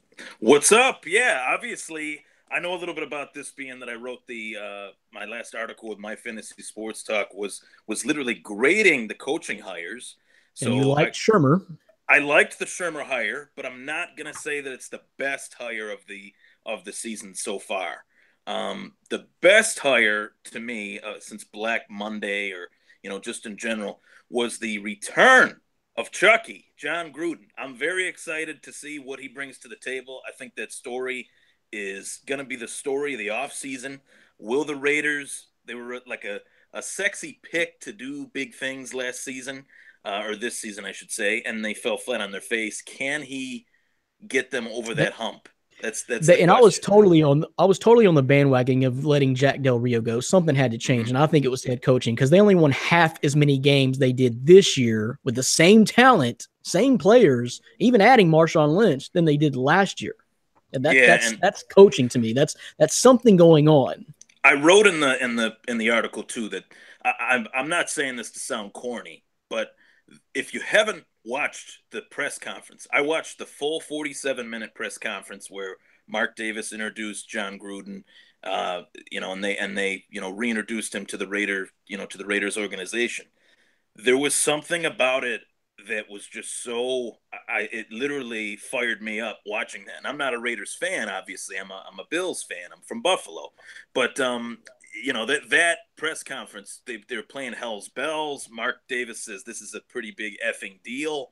It was just, I am very excited to see how this pans out. We've never seen a coach that, walked away from the league, come back and, with a team that traded him away. Just the whole story for that. I'd say that's the best hire. I think he has what it takes to reignite the Raider Nation. Dan, what do you think out of and none of these are really official yet that I know of, but from what the word is around the street right now, what do you think as far as best coaching hire? Yeah, I definitely like the Gruden one, but the one that I like the best is actually Matt Nagy to the Bears. And I know he got a high grade in Ryan's piece, but just what he was able to do with that Chiefs offense, you learn under a guy like Andy Reid. Now, Andy Reid might not be the best coach, but he knows how to win regular season games. You might crumble at times, but you can learn from his mistakes by working under him. And just the development that he's had with that offense, not only with the running game, Kareem Hunt, but what he's been able to do with Alex Smith has really been impressive to me. And if he can translate that to Mitchell Trubisky, then the Bears already have a pretty formidable defense. So you had a solid quarterback who even can play like Alex Smith, if not better, because Trubisky has the better physical tools, I believe. That potential there for that Chicago offense with the running backs. You need to find some wide receivers that can stay healthy, but a tight end in Adam Shaheen that isn't talked about enough. I like the direction Chicago is headed, and I think Matt Nagy is the type of guy that can get him there. Orlando, what do you like about coaching hires so far this year? I like the Josh McDaniel one. I do like the Matt Nagy one, but I like the fact that what y'all mentioned earlier, McDaniel's probably being a better OC rather than a coach. But I think you go from a guy from spending time with a guy like Tom Brady, and you take those tools and you go to a guy who's going to come back healthy and a young stud like Andrew Luck. It's not a bad core that they have going on. You still got Moncrief, T.Y. Hilton. And it will nice to see if McDaniels could let go of Frank Gore and bring in this young guy like Marlon Mack. I think that'll be interesting. And plus that AFC South, Jacksonville is going to be the defensive league. You gotta figure what's going on with the tight ends and the moves they're going to do. And then you got the Texans with Deshaun Watson comes back healthy next year. What they're going to be able to do, I know it's still a bit unproven because we haven't seen it for a full season. But then you get a guy healthy like Andrew Luck back, and they're right back in the mix in that division. So to me, that was probably one of the I'm not going to say best, but one of the more intriguing and interesting coaching moves that I saw. I'm with Orlando. I like the Josh McDaniels also because I kind of had my eye on him in Tennessee. I just think that type. And I do almost think that he may make a better OC. Some guys are just not fit out for the head role. They're just not – the personalities are not fit out. They're not cut out to handle the vast decision-making that the head coach entails. They're more specialized and they're better in their own field. Josh McDaniels may be that guy. I don't know, but I like what the Colts did because they needed an injection of offense. They needed a blood transfusion, so to speak, particularly with the young franchise quarterback like Tennessee and Mariota, that this thing needs to start getting off the ground. I think the Colts were overall the third worst offense in the league last year. And I understand that Andrew Luck was out, but still, you got to pick that up. You don't go from just third worst offense to really competing just by Andrew Luck coming back, in my opinion. Something was just stuttering there altogether. And I think you just need that injection of offense, and Josh McDaniels does bring that. As far as the Shurmur thing, there's just too many unknowns to me about New York, about Eli's future. What do they do with the draft? That offensive line is horrible. They've got a new GM. What is his focus? What is his vision? There's too much for me to say that, I have full confidence in Shurmur to take off and take the ground running and hit the ground running. So, but a lot to play out there. Let's move on. The next one is from Alex Childs and fits in great with what we just talked about. What do the New York Giants do with the number 2 overall pick in the draft? Do we really take a quarterback? Saquon Barkley? Offensive line? Help. What should we do? What will we do? Alex Childs. Dan, number 2 overall pick. To me, if Saquon Barkley, and who does have the number 1 pick? Cleveland? Is Cleveland going to do the quarterback thing again? But anyway, say Saquon Barkley is available at number 2. You can't take him with that offensive line. That's a complete waste to me. Yeah, I mean, Saquon Barkley is a game-changing type back, so I can understand why they would want to. Obviously, the Giants have a need. Orleans Darkwa is not a starting running back. Wayne Gallman, that experiment is going to end pretty soon when he's out of the NFL in a couple of years. So I can understand why you would want to. If I were the Giants, I'm trading out of that spot. I'm recouping as many picks as I can get, whether it's this year or first rounders next year. But that number 2 pick is so valuable. We've seen the haul that other teams have gotten by trading back. And if you can do that, maybe still manage a top 10 pick or a top 20 pick, you can look at Connor Williams or Mike McGlinchey, some offensive tackles who can actually protect your quarterback.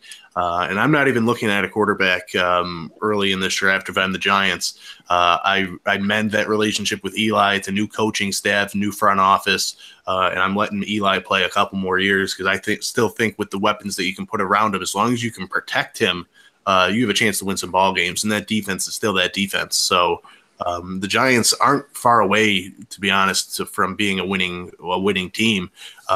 They have the skilled position players. They just need to be able to protect them, like you said, with the offensive line. Yeah, the defense needs help from the offense, to be honest with you, at this point. And I'm fine with Eli. Don't move off of Eli. Don't think about Eli moving on. Eli's fine right now. He's far from your problem. The dude hadn't been hurt. He had the consecutive game streak, so he's fine. And I'm 100% with you, Dan. That's what I had wrote down. Trade out of that pick, but I was going more the direction maybe or of maybe a veteran offensive lineman, maybe a stud offensive lineman, a younger guy, just something that maybe you can move in, get a good, solid, valuable offensive lineman to move in there and maybe just trade back a little bit. But I don't know. I know Saquon Barkley is going to be intriguing, and yes, he's a hell of a back, should go high, but to me, that's a waste for him going. I don't wish that upon him to go to New York because they got other issues. They would really have to do a whole lot in free agency for him to make any kind of impact next year at all. Ryan, you're up there pretty close to the situation. What's going on with them G-men? A lot of the mock drafts that I've read in NFL Network and CBS Sports, and they all have them taking Josh Rosen at 2 overall and at 2nd overall, and I don't really think that that's a good idea because I don't think Josh Rosen is a guy that you take that high. So like you guys were saying, they have a multitude of needs on their team. In multiple areas, the offensive line, the Eli Manning can only do so much. And he was basically the scapegoat for one of the worst head coaches that I've seen in recent memory, who's interviewing with the Cleveland Browns, but that's another argument for another day. But it's just, I think that they need to trade down, acquire as many picks as they can, and fill some holes rather than reaching on a player that I just don't see him as a slam dunk, first quarterback taken off the board. Yeah, they're more than just one home run second pick away from being competitive, in my opinion, and especially with the whole new regime coming in. You got to build a solid foundation. I mean, for Eli's sake, whoever your quarterback is, you got to address that offensive line. Then you also got to address Odell's situation. Orlando, what do you think about New York? They're in your division with your Cowboys there. From an open perspective, for the Giants to get better, what do you think they need to do? Yeah, no, they're going to have to beef up that line. I don't think quarterback's an option right now because last year they took Davis Webb. They still got Geno Smith. Eli's fine. Just, they got a new front office staff, the coaching. They need to beef up that line because no matter who they have taking snaps under center, they just cannot protect. Or who they have running the ball. Or who they have running the ball. But, it was unfortunate what happened to Odell, but they still got a good core. They got Sterling Shepard there. Their tight end is really good. I don't remember his name, but he was really good this season. So if anything, they got to beef up that line before they get to any other needs on that team.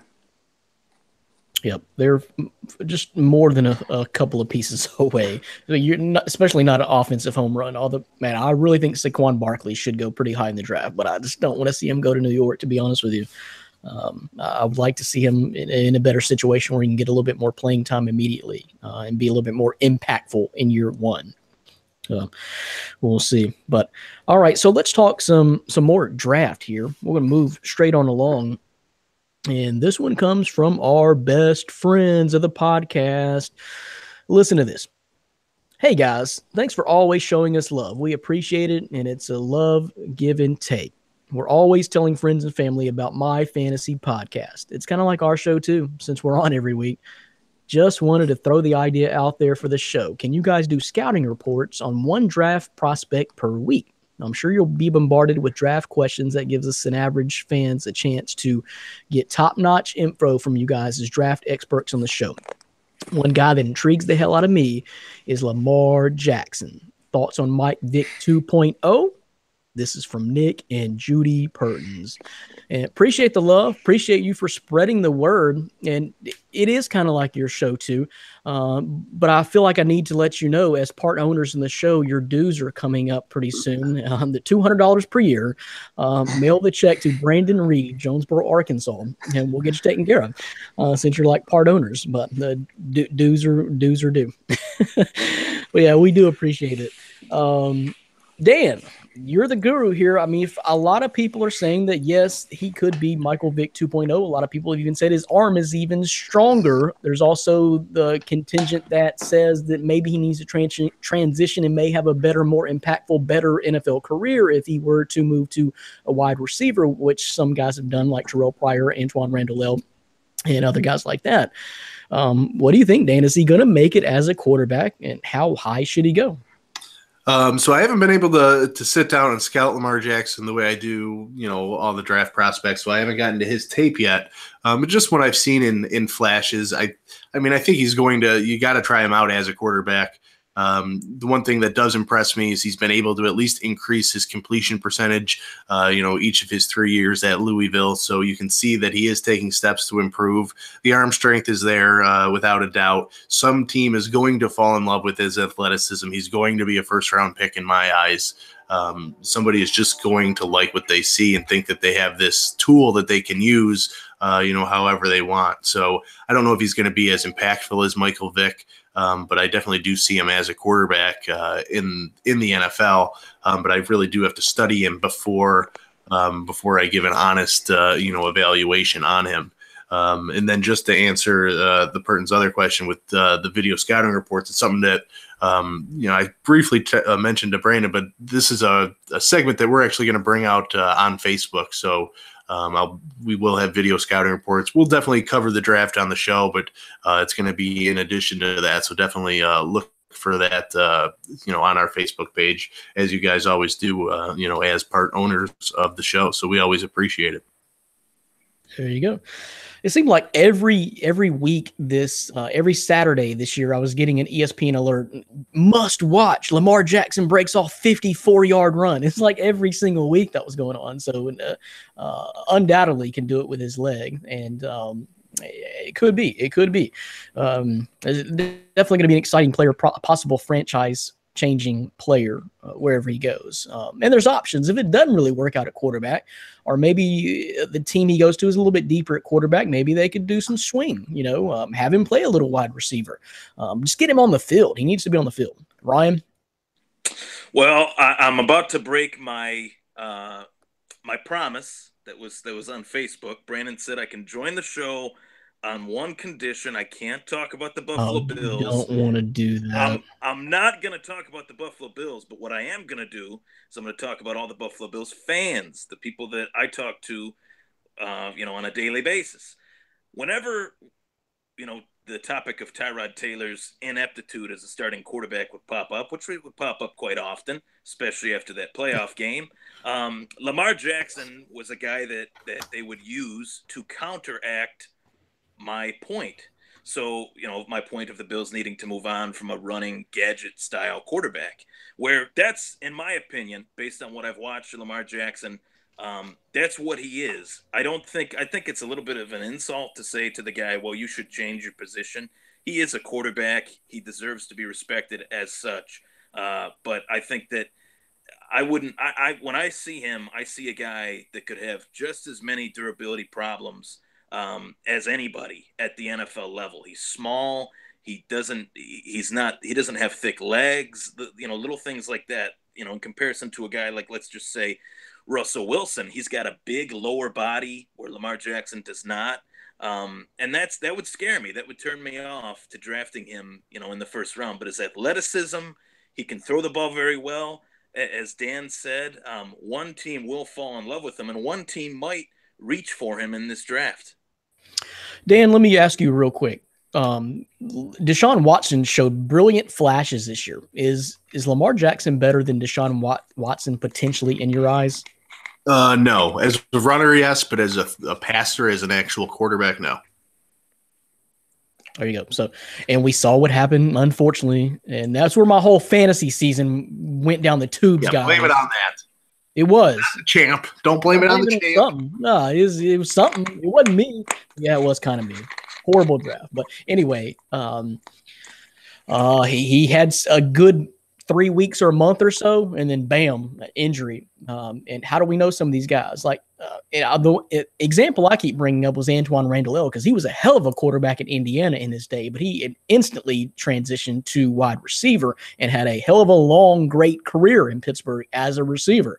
So maybe you think about that. To be honest with you, the durability issues Ryan mentions, that you got to be smart about it too. If I can tell you, you can have 4 or 5 pretty good years playing quarterback in the NFL, or you can have 11 or 12 as a wide receiver and make a lot more money, what would you rather do? That's a fair point. It's just me, you know, in the sake of the debate that I would have with Bills fans, they'd say, well, maybe we need to get Lamar Jackson. Maybe he's the mobile, agile athlete quarterback that would be an upgrade to Tyrod Taylor. Frankly, they're right on that point. You can't, you know, get much worse than that, in my opinion. But I couldn't see myself as a GM using a first round pick on him. Unless I have a quarterback that might have one foot out the door, which could be like Pittsburgh, or, you know, a team that might need a quarterback, you know, heir to someone that's got one foot out the door. Pittsburgh, New Orleans. So Pittsburgh took a chance on Josh Dobbs, right? I mean, if Josh Dobbs was willing to or able to hang on to a roster spot, Lamar Jackson sure as hell is. I would agree with that, but he seems like a great guy, and he seems like he works hard, definitely prepares hard. I just couldn't. I would have a question about his durability. That's the thing. I think Mike Vick got really lucky. It takes some luck in the NFL. I'm not questioning any of these guys' ability. I'm just saying it takes some luck, because in the NFL, defenses like to hit the quarterback hard. Okay, and look at like RG3, who was kind of a running quarterback. He's gone. He's out of the NFL, guys. I mean, he may linger around a roster, but he's done. And it happened just like that. So. All right, it's scary. It's scary. I think all the talent is there, but it's definitely scary to invest that much in a guy like that. So, unless you, like I said, quickly turn him into like a two-way player and have him working out as a receiver from day one. So we'll see what happens. But I tell you what, let's move on. And by the way, Ryan, before we move off this too far and get too far down the road and talk UFC, is I wanted to mention your piece that came out this week. Grading the head coaching hires. So great work on that. But I wanted to mention, because the last part of that, your curveball segment, I 100% agree with you. I think retaining Marvin Lewis was probably the best thing for Cincinnati. I know he doesn't have a great track record, but you look at some of these teams that keep the revolving door of coaches going around, they ain't going nowhere. They're not going anywhere. And at least Cincinnati is keeping the continuity in the locker room. And I think sorry about that. No, he's a good dude. He's a good dude and a good coach. Yeah, the way I wrote it out was that this, crop of head coaching candidates were not, the A-list guys. McDaniels was mulling whether he would come back as a head coach. Matt Patricia, I think there's a lot to be, proven there. That he's a first timer, but there wasn't a lot of flashy names available. And for Cincinnati, extending him for 2 years allows them to kind of figure out where they are at the end of that 2 years as a franchise and say, well, we gave him 2 more years. Can he win us a Super Bowl, which is obviously the ultimate goal? And if he can't, then they move on. It's really it's a win-win for everybody. Even if it doesn't work out, Marvin Lewis got his shot, and he's highly respected around the National Football League, and he's respected amongst his players. Well, it's crazy because several weeks ago, before the season ended, the last few weeks of the season, we were all sitting around the podcast saying, no way Marvin Lewis is retained. He's got to be gone now. It's been, 9, 10, 11 years? I don't know how many ever years he's been there. But now I kind of refocus and kind of let the dust settle, and I'm like, yeah, that's probably the best move for Cincinnati, just to retain him instead of taking a gamble on another young coach or someone inexperienced and starting all over, in which I think if you got your players sold in the locker room, that's more than half the battle. Then you just got to perform. But the other part of that was you graded the Buccaneers a F for retaining Dirk Cutter, and I 100% agree with that. I seen that. No. That didn't work. I just cannot. I wrote. It baffles me. Like, for all the reasons I stated, but I watched, and obviously Hard Knocks. It's edited. They show what they want to show. But still didn't look good for Dirk Cutter. No, it still looks as if this guy is kind of he was just a guy that had success with Winston, and they were just like, well, we'll promote you. We'll see where you go. And their quarterback coach. I forgot. He did well. The quarterback coach. I forgot his name, but I don't like that quarterback coach either. He didn't look like he was very good in the locker room or very good to sit down in a meeting room with. And I shared the article, and there were a few fans. I have a friend, Cody, that's a huge Bucs fan, and he said that I took a shot at Jameis Winston. I think Jameis Winston has a heck of a lot of talent, but if I was the Bucs and I was picking first overall, I like Mariota more. It's just a preference. I think Mariota's a heck of a quarterback with limited talent around him, whereas Jameis Winston has a lot of talent around him, and he's been inconsistent. And I do think that's not all of his well. So if they were to just move on from Dirk Cutter and get a true quarterback guru type coach, I think Winston, the sky's the limit for the kid. But that's not the case, unfortunately. And he had a shoulder injury. I believe it was shoulder that he was dealing with this year. It wasn't 100%. Missed like 5 or 6 games or so. But to me, the head guy is a lot about personality. I talked about it before. You're juggling so many different things, whereas a coordinator, some guys are just better being coordinators because you can sit down, focus on your task at hand. You're not worrying about every aspect of the team. And some guys just don't have the personality or the project management, the multitasking skills to deal with that. Just plain and simple. That's it. Before you even step on one practice field, some guys just don't have that. And from what I've seen, I'm not sure Dirk Cutter has that. And I did watch. If people are like, oh well, did you watch any Tampa Bay Bucs games? I watched a few, to be honest, and the decision making, like the situational decision making that he made, was just bad. Almost as bad as Andy Reid. Yeah. But yeah, thanks for the compliment. Yeah, great piece there. Yeah, great piece there. That was where a lot of my research came from on this particular topic as far as head coaching. But when I saw the curveball segment, 100% agree with that, with the Marvin Lewis retention and keeping Dirk Cutter. So, but I'll tell you what, we're going to do you a favor and talk some UFC coming up next. You're listening to and watching My Fantasy Podcast from MyFantasySportsTalk.com. Brandon Reed, Dan Schalk, Orlando Torres, and Ryan Thomas of Thomas Take is here to drop the UFC report. So you said you got some stuff to talk about. So I was going to let you go. Orlando can chime in here with you on the UFC. Me and Dan will maybe just take a little bit of backseat as we don't keep up with UFC as much. So you tell me what's going on in UFC. This is not a UFC report. This is a UFC bombshell.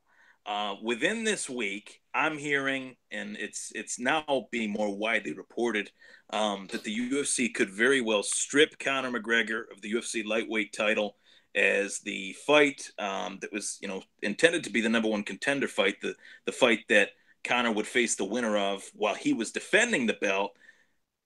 The tide has changed. It's now that fight, and Conor faces the winner of that fight, Tony Ferguson versus Khabib, for his title that is about to be stripped, that could quite possibly be stripped from him this week. So the first time in UFC history, where a champion was stripped of not one, but 2 titles. Granted, he was the champ. He won 2 titles in 2 different weight classes. No one has ever done it. No one has ever held 2 titles simultaneously in the UFC, but the legacy ends kind of with a thud for him as a champion, because there's a huge risk in all of this. There's a risk that if they strip the belt away from him and he faces the winner of Tony versus Khabib, who I think in that matchup, Khabib will win that matchup, There's no guarantee that Conor is going to beat Khabib Nurmagomedov. That's a terrible matchup for Conor McGregor, and I've been saying that for 3-4 years now. So there's a lot to digest with that, and it's obviously the biggest headline. It'll be the biggest headline of this year so far, being that Conor McGregor's the biggest name that the sport has ever had, and it's not even close. I mean, I'm a giant MMA fan, and guys like George St. Pierre and Anderson Silva and John Jones, they're all revered, and even Ronda Rousey, despite the ending of her career, they're all revered and looked back on as all-time greats. But nobody has transcended the sport that like Conor has. It's he fought the money fight. He fought Floyd Mayweather. Did anybody think that was going to happen? I sure didn't. And so, he was able back to up talk his way to that fight. Why is the strippage? Why are we talking about this? Because he's holding out for maybe another boxing event or what? Actually, it's mainly due to the fact that he wants to come back in September, and UFC President Dana White said that's too long. Typically it's actually a athletic commission by athletic commission rule that if a champion doesn't defend his belt within 12 months, the organization that he fights for has the right to strip him. So he won the title off of Eddie Alvarez at UFC 205 back in November of 2016. He had the Money Mayweather fight in August of 2017, and here we are in January of 2018, and he is still yet to defend that title. So, for once, actually, too busy spending money. Well, there was talk too that possibly, and this is far-fetched, but then again, after seeing the fight with Mayweather, I wouldn't be surprised if it would happen that they were trying to set up a fight between Mayweather and Pacquiao, which in my eyes would be ridiculous because I think Pacquiao would tear him up. So I don't know. You mean McGregor and Pacquiao? Yes, and they were targeting April, which we're already in January, headed towards February. That's not going to happen. But whatever's going on behind doors, that would have surprised me if a fight like that would happen, because I think just McGregor's mind is just in a different place, especially when he got that big payday from that Mayweather fight. And it's nothing against the UFC, but compared to what those guys get, to what McGregor knows, hey, I can go out there and get this. I could come out there, make a movie or something, besides fighting, because McGregor already kind of built that brand for himself. So what Ryan was saying, that I just don't think McGregor's mind is in mixed martial arts anymore. I would agree with that, and not only that, it's a very tough situation because he got into the sport to make money. No one wants to get punched in the face for a living making peanuts. So he climbed the ladder. He said what he was going to do. He did it, and then he got the biggest money fight that he could possibly get. But my opinion on the matter, just of being a fan of his since the beginning, he earned this role on his own. But with that comes the fact that you're the biggest name in the sport. It's your turn to somewhat give back to the UFC, because the UFC helped put him on the pedestal that he is currently on.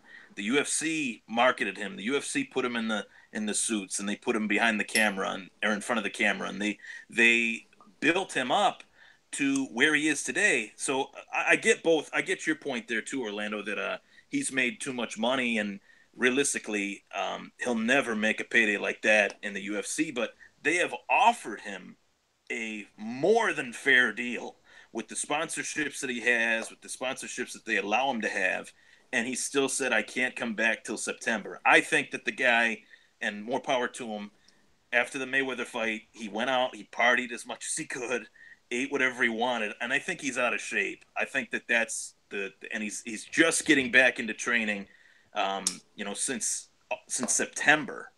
That's a long time that you're kind of just sitting around, enjoying the fruits of your labor with your girlfriend and your baby, and his life is just that's where I would be. Y'all wouldn't hear from me again if I made that kind of money. I don't care. Yeah, true, but I would like to see kind of what Ryan said. He owes it to the fans as well, because a lot of his fans supported him from from his first, one of the. But where does it first end? fights with Max Holloway? How many more fights do you want him to fight, though? I mean, where does it end? I mean, the guy's still in his prime. He still has a long career. If we're speaking like that, I just don't think he's going to do it. But I think he's going to want another fight or a big fight coming up, because I follow him in social media, and all those cars he's buying, all those steaks he's eating, that money ain't gonna last him forever. No, the money will run out when you have. I don't care how much money you have. When you have money, you spend it.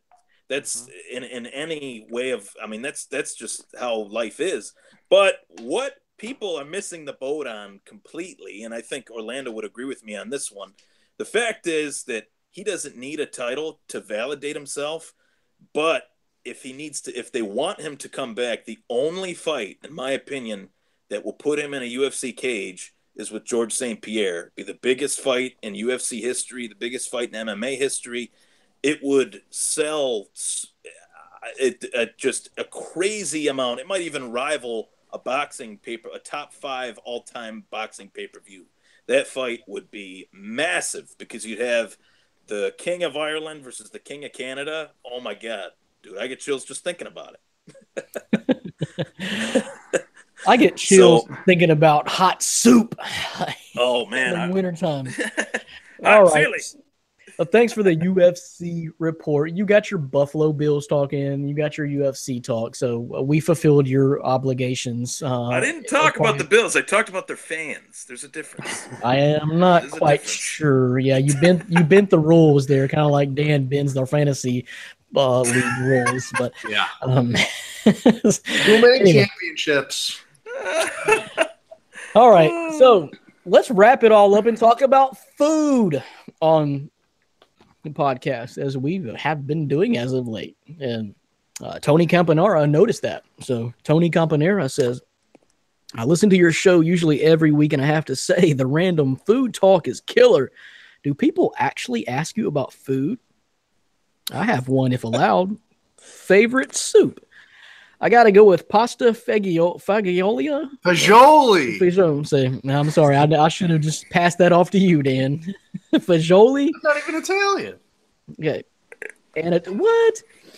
An Italian guy in New Hampshire.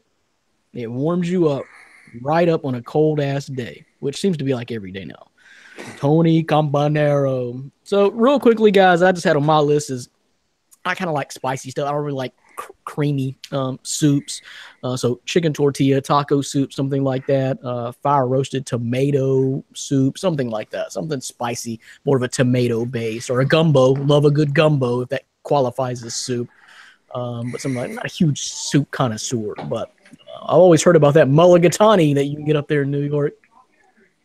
Yeah. So New York has some good soup, but the champ has a favorite restaurant here in New York, right by the Bills Stadium. It's called Danny's, and what Buffalo is also known for is chicken wings. And Danny's makes the best chicken wing soup you can ever have in your life. And so, when you say the champ, can you clarify for people at home who the hell are you talking about? The guy who wins everything. Oh, okay. So yeah, Danny's, and I mean that just speaks for the name itself.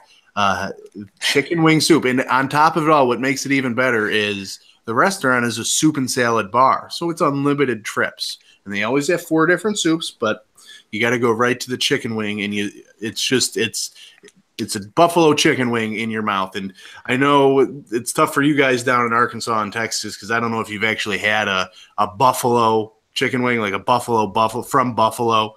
That is one thing that we do right up here. We don't do football right. We don't do hockey right. We don't do a lot of things, but we can make some damn chicken wings. And well, let me tell you that actually, and that's how you go. That actually does sound really good. But I've never thought I would say this about a foodie question on this. But that was such a homer pick. That was such a homer pick on a foodie question. I don't even like Buffalo. I hate it. Yeah, but you start out talking about the champ. Well, that's me. It's a place called Danny's. Danny's place. Okay, moving on. What else is up in New York beside the homer pick, Ryan? Man, this is out of all the questions that we've got today, I think that this might be the toughest one. You know what? I'm a simple guy. I like just plain food. But in terms of soups, I mean, you'd have to go with the tomato soup with grilled cheese. Nothing is better. Simple. The soup That's is nice and hot. You combine those two things, it's almost like pizza. Yeah, it's so good, and I've had it even when I'm sick. I've had it when I'm not sick. Sometimes there's certain soups that you can only have when you're sick. That's not one of them. You can have that anytime. Well, Orlando may agree with me being there in San Antonio with something like a chicken tortilla, some kind of taco soup right there. What are your favorites, Orlando? Okay, well, I was going to go a little bit outside the box rather than just beef stew or something like that, chicken soup. There's a noodle house that every time I visit Austin, I go to Austin quite a bit. It's a Vietnamese noodle house. It's called Pho Sage. And for those people listening that are in Texas or that ever stop by and visit Texas sometime, if you ever stop in Austin, it's on North Lamar, not too far from UT. And they make some of the best damn noodles. But there's a soup. It's a beef pho soup. But, just the meat they put in it. I know they put a little bit. What is the meat they put in it? It's just beef. It's beef. Kitty cat? Right? I mean, it could be kitty cat. It just tastes good. That's all I know. At that point, I don't ask where it came from or what it is. Maybe you ought to start. Maybe I ought to start, but you know what? They keep folks coming back because that place is always packed. They put oxtail sauce in it, onions, cilantro, lime juice, have cinnamon in there. Oh my! It is a good noodle house. I always got to stop in there, and I need to go. I'm about to head to Austin right now to this podcast. You got me talking about it. Do they have on their menu the same slogan you got on your shirt? Don't worry about it. Just do it. Just do it. Just don't ask what's on your plate. Just eat it. I got another one. It just popped into my head. When I went to Philly in July. I actually had Philly cheesesteak soup. Try that. Philly. That was pretty awesome. That does sound good. All right, that's it. There's your foodie talk. There's all your NFL talk, your NBA talk, your college talk, your UFC talk. We covered it all. So thanks for joining us for another week. Keep the hits coming. Keep watching every single week. Keep doing like the Purtons and spread the word. Every time you're at a family gathering, a picnic, or any kind of party, spread the word and talk about, God, that My Fantasy podcast. You got to check it out. So much love there. So we'd appreciate it. But My Fantasy Podcast from myfantasysportstalk.com. Check out the website. A lot of stuff going on the entertainment side. Your playoffs going on. Our championship NFL picks will be up on the site probably by the time you see this podcast for sure. So check that out and check out everything else going on in the world of sports on myfantasysportstalk.com, and keep looking for those changes and keep submitting your feedback as far as changes go that you would like to see on the podcast or the website. We'd appreciate it. Well, thanks for Ryan Thomas for joining us on the podcast out of Buffalo today, and our man Orlando Torres out of San Antonio. And Skull. It's a Skull Nation. Thanks for checking in, guys. Case Keenum is better than Tyrod. For my co-host Dan Schalk, I am Brandon Reed. See you next week. Later. Peace.